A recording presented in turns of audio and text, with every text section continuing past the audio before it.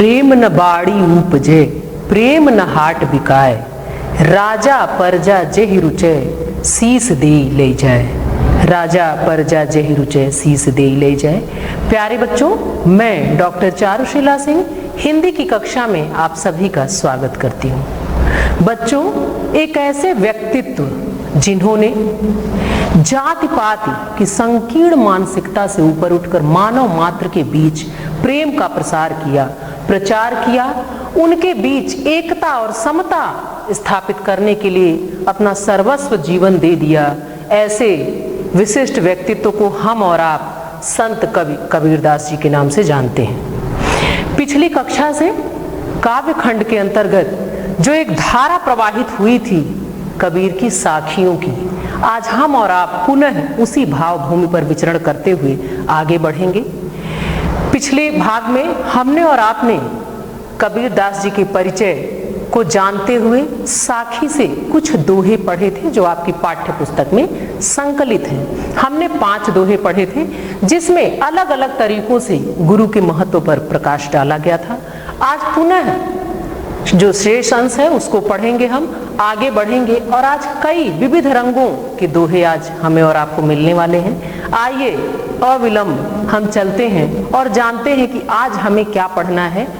जो दोहे आज हम और आप पढ़ रहे हैं वो क्या भाव भूमि है उनकी, कौन सी बातें उसमें है विशिष्ट। आइए चलते हैं और जानते हैं पाठ के मूल भाव के अंतर्गत, क्योंकि बच्चों आप इस अध्याय से परिचित हो चुके हैं, आप परिचय पढ़ चुके हैं, आप पाठ का परिचय प्राप्त कर चुके हैं और पाठ का जो मूल भाव आपने पिछले भाग में जाना था, भाग 1 के अंतर्गत, उसमें हम जो अंश पढ़ रहे थे हमने उसके बारे में जाना था।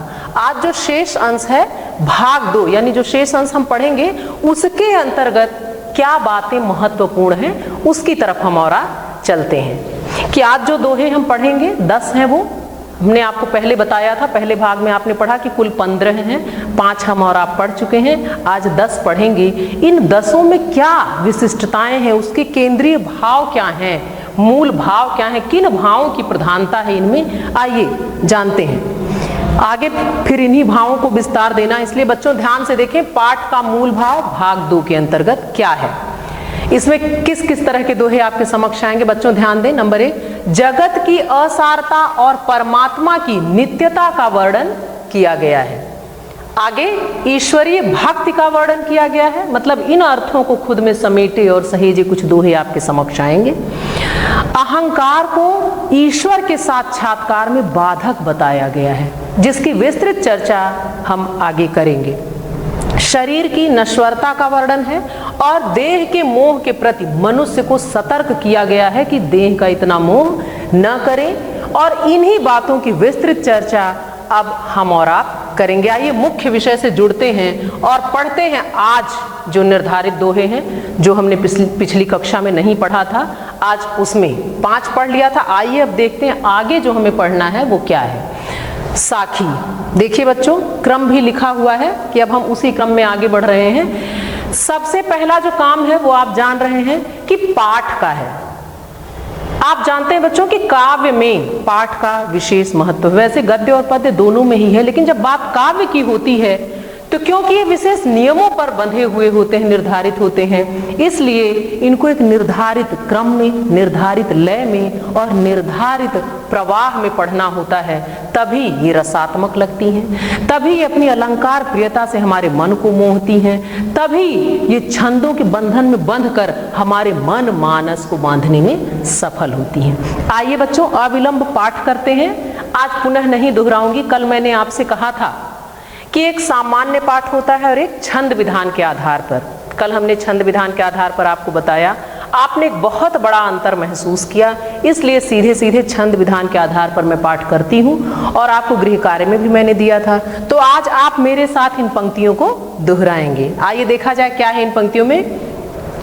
भगति भजन हरि नाम है, दूजा दुख अपार,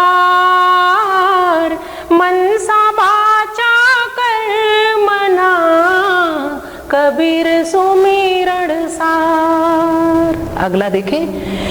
कबीर चित्त चमंकिया, चहु दिस लागी लाई, हरि सुमिरन हाथू घड़ा, बेगे लेहु बुझाए। अगला देखें, अंसड़ियाँ झाई पड़ी, पंथ निहारे निहार, जी बढ़िया छाला पड़िया, राम पुकार पुकार। तो बच्चों, आपने महसूस किया कि जो हमने 2 पंक्तियां पढ़ी थी कि आपने अटपटी वाणी को भी खरे माधुर्य से अलंकृत कर दिया है, सजा दिया है। ये आपने इन पंक्तियों में महसूस किया पाठ के माध्यम से। आइए अब इन पंक्तियों के मर्म को समझते हैं कि क्या बताना चाहते हैं कबीरदास जी हमें और आपको, क्योंकि उनकी शैली उपदेशात्मक है, आपने पढ़ा। इन पंक्तियों के माध्यम से वो कौन सा ऐसा विशिष्ट ज्ञान है, कौन सी ऐसी बातें हैं, कौन से ऐसे गूढ़ रहस्य हैं जो हमारे और आप तक आने आवश्यक हैं। आइए अब इनके अर्थों की तरफ चलते हैं, इनकी व्याख्या में चलते हैं और देखते हैं क्या है इनमें विशेष। आइए बच्चों ध्यान दें, आपने गुरु के महत्व तक 5 तक पढ़ लिया था। अब यहाँ ईश्वरीय भक्ति की बात की जा रही है, क्योंकि हम सभी जानते हैं कि जो सांसारिक वस्तुएं हैं, जो सौंदर्य है, जो सारी चीजें ये नश्वर हैं। तो क्या ऐसा है जो चिर है, जो स्थायी है? कभी इधर हमारा और आपका ध्यान ले जाना चाहते हैं तो ध्यान दीजिए, वो क्या कहते हैं, भगत भजन हरि नाम है दूजा दुख पर। कबीरदास जी कहते हैं कि ये जो भक्ति है, जो ये भजन है, जो ईश्वर के प्रति अनुराग है, जो उनके प्रति आस्था और विश्वास है, वस्तुतः यही नाव के समान है। नाव का अर्थ आप समझ लें बच्चों, नाव क्या होता है? जो हमें पार लगाता है। आप जानते हैं, आप जाते हैं तो जलधारा जो बहुत विराट और बहुत असीमित सी दिखती है, आप कैसे इस पार से उस पार जाते हैं?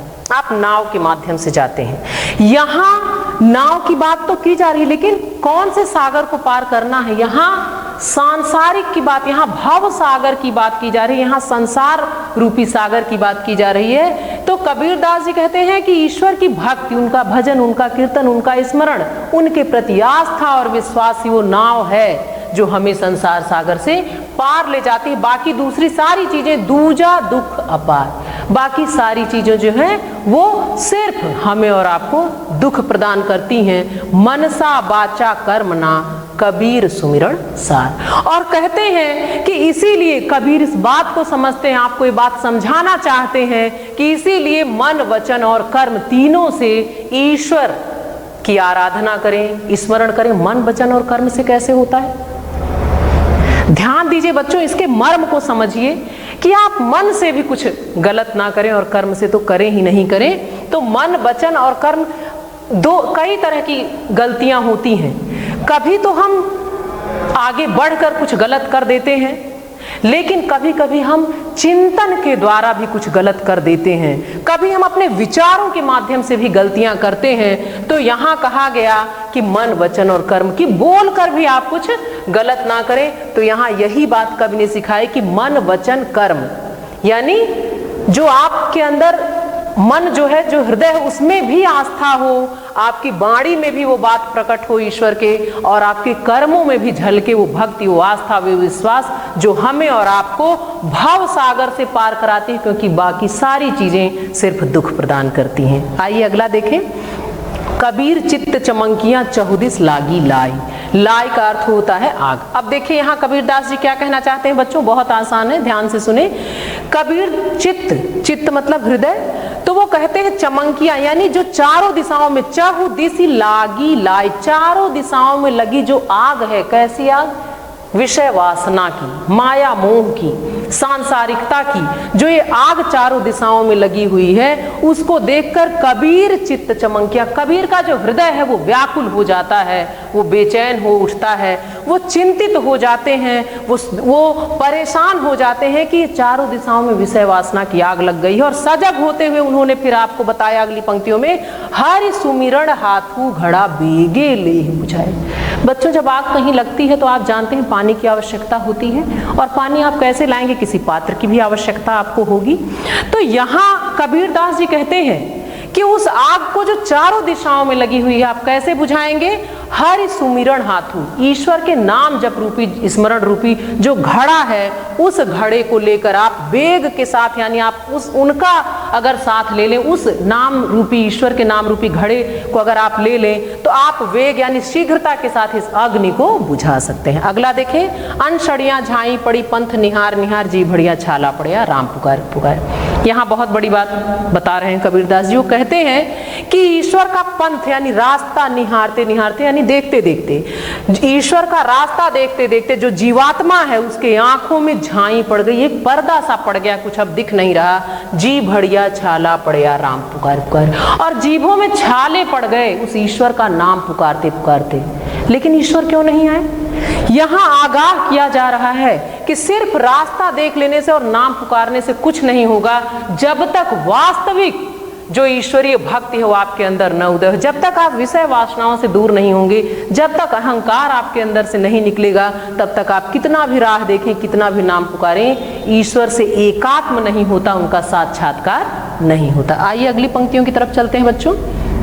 आगे देखें, झूठे सुख को सुख कहे मानत है मन मोद, जगत चबैना काल का कछु मुख में कछु गोद। आगे, जब मैं था तब हरि नहीं, अब हरि है मैं नाय, सब अंधियारा मिट गया जब दीपक देखा माय। अगला सुने, कबीर कहा गरबियो ऊंचे देखी आवाज, काल पर यूं भय लोटड़ा ऊपर जामे घास। ये भी देखें, यह ऐसा संसार है जैसा सैंबल फूल, दिन 10 के व्यवहार को झूठे रंग न भूल। आइए अब निहितार्थ की तरफ चलें। कबीरदास जी कहते हैं कि झूठे सुख को सुख कहे मानत है मनमोद, मोद मतलब प्रसन्नता आनंद, कि ये जो सांसारिक लोग हैं, ये जो सांसारिक जितने भी लोग हैं क्या करते हैं, झूठे सुख को सुख कहे। जो आकर्षण माया मोह और विषय वासना है इसमें फंसकर इसी को वास्तविक आनंद, जबकि ये झूठा है, ये स्थायी नहीं है, वास्तविक आनंद नहीं, लेकिन इस झूठे सुख को हम और आप सुख मानकर मानत है मनमोद, मन में प्रसन्नता का अनुभव करते हैं। जगत चबैना काल का कछु मुख में कछु गोद, जबकि वास्तविकता क्या है कि ये जो संसार है, जगत चबैना अर्थात खाद्य पदार्थ है जो हल्का होता है, जैसे चना है, भूजा है, इसके लिए यहाँ प्रयुक्त किया गया।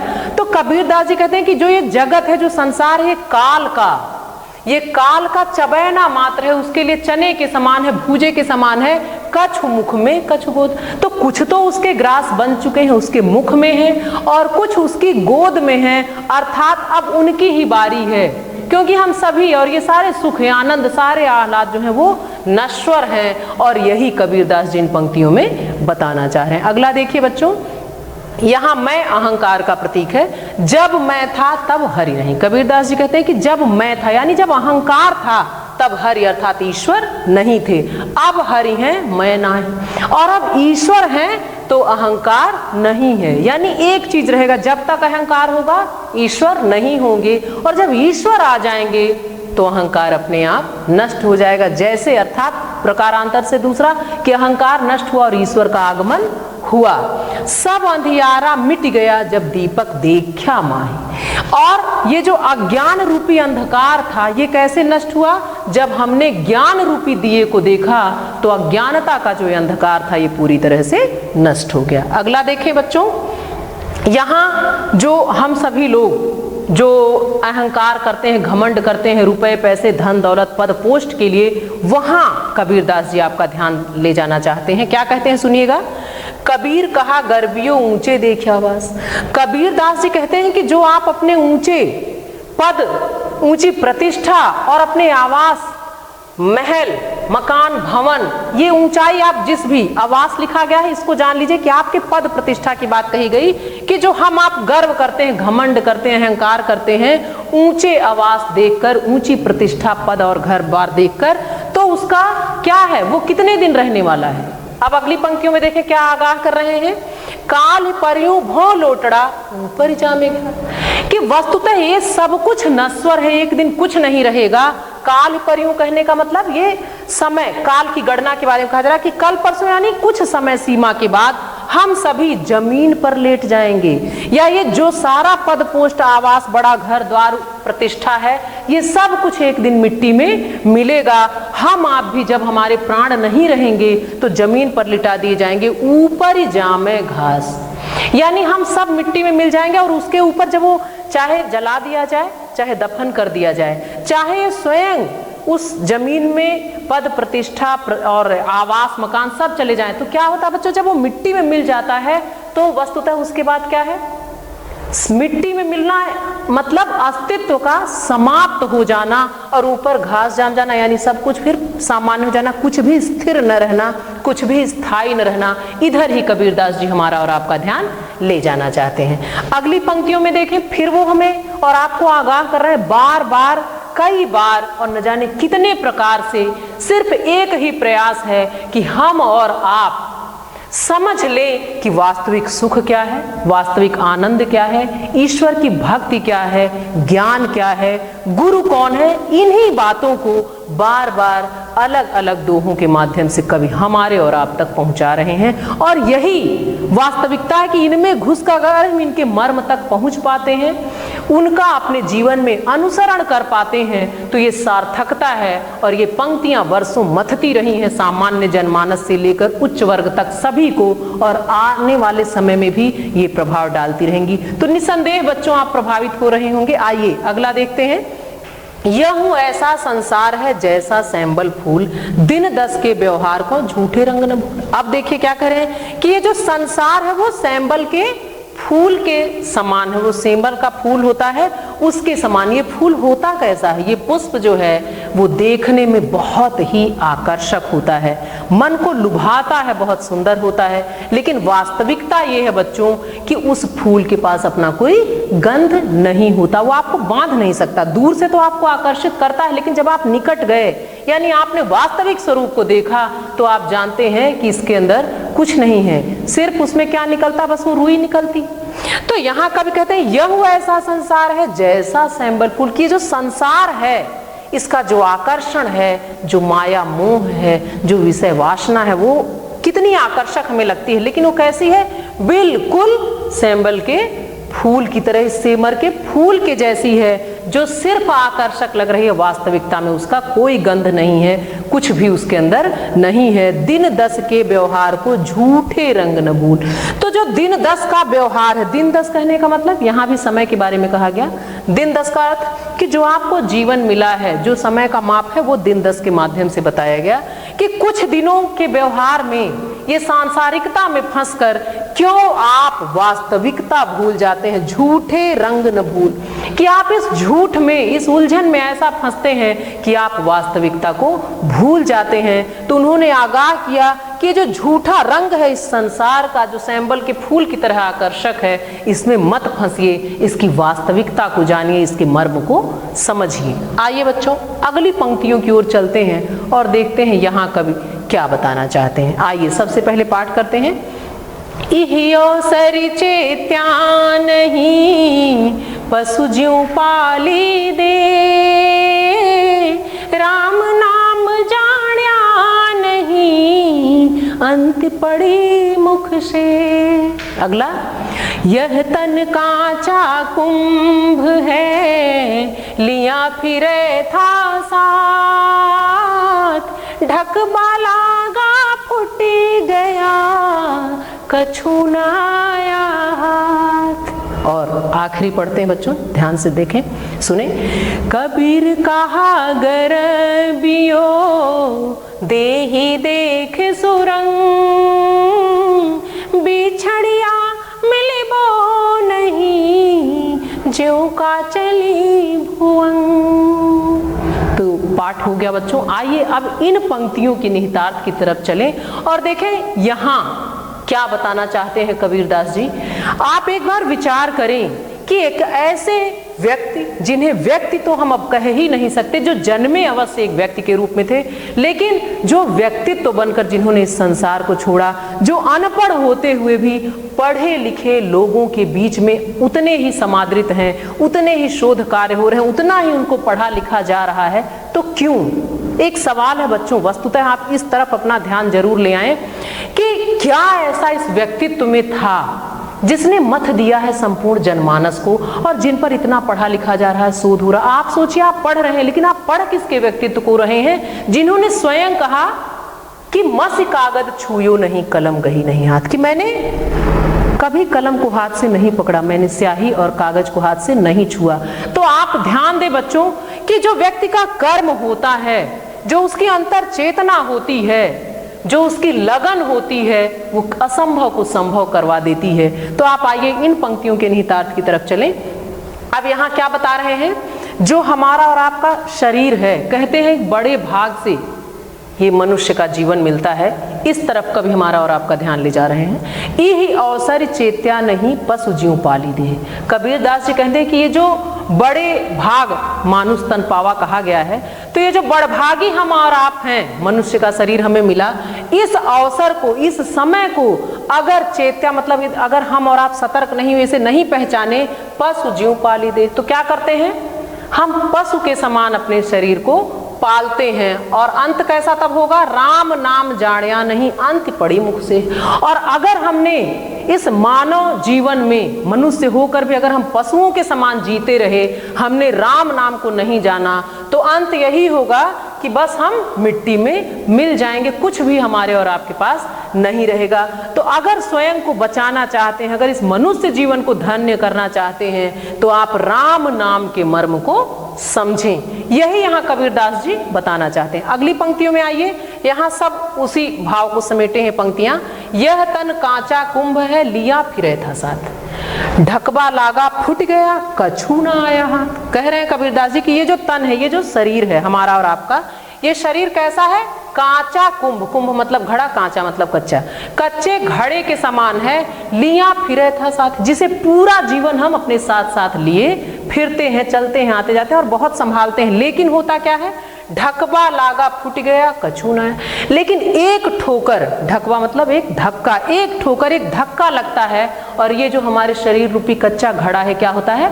फूट जाता है। और जब वो फूट गया, कछू न आया हाथ, तो हमारे और आपके हाथ में कुछ भी नहीं रह जाता। मतलब हमने जिसको सारा जीवन दिया, जब एक ठोकर यानी जब मृत्यु अर्थात काल, यहाँ इस धक्के का मतलब आप समझे बच्चों, एक काल के लिए कहा गया कि जब मृत्यु आती है, जब काल आता है, तो ये जो शरीर रूपी घड़ा है, ये हमेशा के लिए हमारा साथ छोड़ता है, आत्मा चली जाती है और ये मिट्टी में मिल जाती है, और कुछ भी हमारे और आपके हाथ में नहीं आता, जिसको सारा जीवन हम और आप सहेजते रहते हैं, संवारते रहते हैं। आगे बढ़ते हैं, यहाँ देखिए कवि क्या कह रहे हैं। कबीर कहा गरबियो देही देख सुरंग। अब देखिए यहाँ सुरंग का अर्थ सुंदर रंग, सुंदर वर्ण और सौंदर्यता के लिए प्रयुक्त है। देही मतलब शरीर हमारा और आपका। तो कबीरदास जी कहते हैं कबीर कहा गर्बियो देही देख सुरंग। कबीरदास जी कहते हैं कि अपने सुंदर शरीर को देखकर घमंड, गर्व, अहंकार मत करिए। क्यों? बिछड़िया मिलबो नहीं ज्यों का चली भूंग। क्योंकि एक बार ये शरीर जब बिछड़ जाएगा, जब आत्मा निकल जाएगी, तो आप कितने भी जतन करें, आप इस शरीर को पुनः प्राप्त नहीं कर सकते। कैसे? एक उदाहरण के माध्यम से कबीरदास जी हमें समझाते हैं। ज्यों काचली भुवंग, जिस प्रकार जो एक सर्प होता है, आप जानते हैं बच्चों कि जो सर्प होता है उसकी एक केचुली होती है, उसके शरीर में होती है ऊपर, और जब वो एक बार अलग हो जाती है तो सर्प चाहे जितने प्रयास करे या जो कुछ भी करे, वो पुनः उसको प्राप्त नहीं कर सकता। यहाँ इस उदाहरण के माध्यम से कबीरदास जी हमें और आपको सचेत कर रहे हैं, आगाह कर रहे हैं। क्या कह रहे हैं? कबीर कहा गर्बियो देही देख सुरंग, कि क्यों तुम गर्व करते हो, क्यों अहंकार करते हो अपने सुंदर शरीर को देखकर। क्योंकि ये जब एक बार बिछड़ गया तो ये पुनः कभी भी प्राप्त नहीं हो सकता, जैसे सर्प की केचुली, जैसे वो पुनः उसको नहीं चाह कर भी अर्जित नहीं कर सकता, पुनः अपने शरीर पर नहीं चढ़ा सकता, वैसे ही जब प्राण निकल जाएंगे तो जो ये सुंदर शरीर है जिस पर तुमने वर्षों घमंड किया, पूरे जीवन घमंड किया, अहंकार किया, इसको तुम पुनः प्राप्त नहीं कर सकते और ये फिर मिट्टी में मिलना होता है। तो यहाँ आपने नश्वरता की बात कही, आपने तरह तरह के माध्यम से हमें और आपको ये बातें बताई, और वस्तुतः बच्चों इन सारी बातों को जानकर पढ़कर हम इसमें जितना ही डूबेंगे हम उतना ही बहुमूल्य लेकर बाहर आएंगे, क्योंकि ये पंक्तियां हैं जीवन दर्शन की। इन पंक्तियों में अगर हमने और आपने जीवन के मर्म को पा लिया तो निसंदेह हमारा और आपका जीवन भी सार्थक हो जाएगा। उस संत के जीवन को अगर हमने आत्मसात कर लिया, उनकी वाणी को, तो निसंदेह हम इस मानव जीवन को कुछ कुछ समझ पाएंगे और कुछ बेहतर कर पाएंगे। इसीलिए ये सारी बातें हम तक और आप तक पहुंची हैं। आइए चलते हैं इन पंक्तियों के काव्य सौंदर्य की ओर और देखते हैं क्या है इनमें। जैसा कि आपको परिचय में भी बताया गया था, आपको ये सारी चीजें पता है पर पुनः बता रही हूं। भाषा जो है वो सधुक्कड़ी, रस शांत, छंद दोहा था।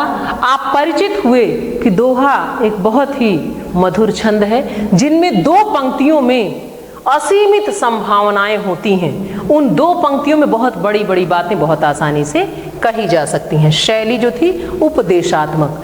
कबीरदास जी संत थे, साधु थे, हम सभी परिचित हो चुके, उनके परिचय से आपने पढ़ लिया है, जान लिया है कि वो गाते थे। वो अपनी वाणी में पिरोकर स्थानीय भाषा के शब्द भी और जो बातें उन्हें कहनी होती थी वो उसको बड़ी सहजता से कहते हुए गाते हुए आगे बढ़ते रहते थे। तो एक उपदेश जीवन से जुड़ा हुआ, क्योंकि आप संत थे, आप साधु थे, आपने जो जीवन के अनुभव आत्मसात किए वही अपनी वाणी के रूप में जन सामान्य को, हम सबको आपने दे दिया। अलंकार, अनुप्रास और रूपक का विशेष रूप से प्रयोग था। आइए बच्चों और आगे चलते हैं। व्याख्या का प्रारूप, ध्यान से सुने बच्चों, व्याख्या का प्रारूप ये वो पड़ाव है, ये वो सोपान है जिनसे गुजर कर आप व्याख्या करते हैं तो कोई भी व्याख्या पूर्णता को पाती है। कौन से सोपान है? देखिए, किन चरणों से होकर गुजरने के बाद आप व्याख्या को क्रम से लिख पाएंगे और व्यवस्थित ढंग से। सबसे पहले हम डालते हैं संकेत। संकेत के माध्यम से हम ये बताते हैं कि हमने किन पंक्तियों को व्याख्या के लिए लिया है। जैसे आप संकेत में ही बताएंगे कि आप किस दोहे की व्याख्या करने जा रहे हैं। आद्यंत, ये मैंने आपको समझाने के लिए लिखा है। आद्यंत का अर्थ होता है आदि और अंत, शुरुआत और आखिरी। तो कुछ शब्द हम शुरू के लेते हैं और कुछ आखिर के लेते हैं, जिससे ये पता चलता है कि वो कौन सी पंक्तियां हैं जिसे हमने व्याख्या के लिए लिया है। आइए संदर्भ देखें बच्चों, ध्यान दें। पूरे पाठ में संदर्भ कभी नहीं बदलता, जैसे जैसे ऊपर की ये पंक्तियां बदलती जाएंगी संकेत, वैसे वैसे सिर्फ प्रसंग बदलेगा। ध्यान दीजिए। प्रस्तुत व्याख्येय काव्यांश हमारी पाठ्य पुस्तक हिंदी के काव्य खंड में संकलित साखी शीर्षक से अवतरित है, जिसके रचयिता संत कवि कबीरदास जी हैं। तो बच्चों ये नहीं बदलेगा, क्योंकि संदर्भ में हम ये बताते हैं पंक्तियां कहाँ से ली गई, किसके द्वारा रची गई, पाठ का नाम क्या है। प्रसंग इस जो ये पहला आपका था वही है। देखिए इसमें क्या है, गुरु की महिमा और कृपा का बड़ी ही सहजता से वर्णन किया गया है। अब आप इसके बाद व्याख्या होती है। आइए और आगे चलते हैं। कुछ कठिन शब्द आए थे, उनके अर्थों से परिचित हों। वैसे तो मैंने व्याख्या के माध्यम से आपको बताया था, लेकिन पुनः एक बार देखें। बाचा, वाणी से। झाई, अंधकार। मनमोद, मन में खुशी, प्रसन्नता। चेत्या मतलब सतर्क। ढबका, धक्का। सुरंग, सुंदर रंग, सौंदर्यता।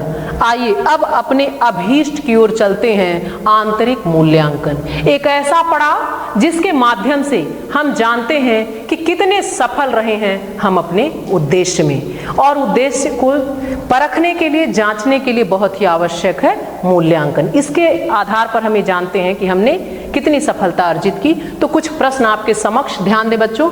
पहला, कबीरदास जी का संक्षिप्त जीवन परिचय लिखिएगा, जिससे आप परिचित हो चुके हैं। दूसरा, कबीरदास जी गुरु को ईश्वर से पहले मानते हैं, इस पर अपना मत स्पष्ट करिए। यह आप अपने हिसाब से लिखिएगा पठित अंश के आधार पर। किसी एक दोहे की व्याख्या स्वयं से करें, वो आप कर लीजिएगा। संप्राप्ति, हमने और आपने क्या पाया, हमने और आपने जाना कि क्यों कबीरदास जी संत कवि कबीरदास जी हैं और कैसी मधुरता है उनके दोहों में, उनकी वाणी में, उससे हम और आप परिचित हुए। हमने ये भी जाना कि दोहा एक ऐसा छंद है जो बहुत ही मधुर है, जो दो पंक्तियों में असीमित संभावनाएं स्वयं में समेटे रहता है, सहेजे रहता है। अगली कक्षा में